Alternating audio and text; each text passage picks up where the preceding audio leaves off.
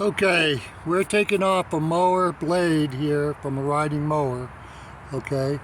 And so, first thing I always tell people is to look at it really good and if necessary, take a picture, all right? If anything you're gonna repair, all right?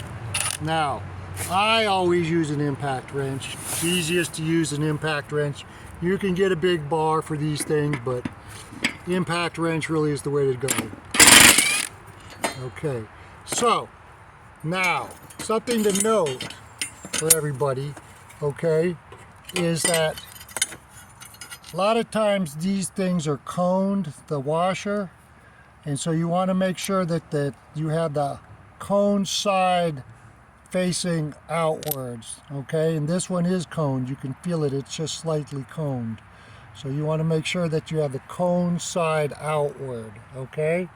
All right, another mistake I see everybody do, is like comes in all the time, is they'll have the blades the wrong way.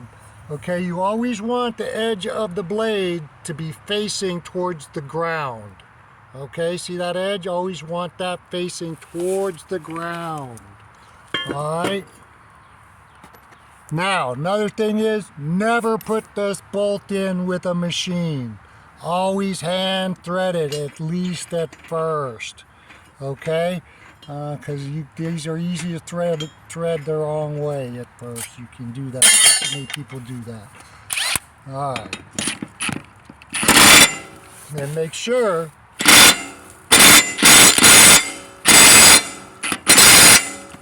I usually give it a pretty good brr, brr, and I'm using a 300-pound impact driver. Okay, so there you go.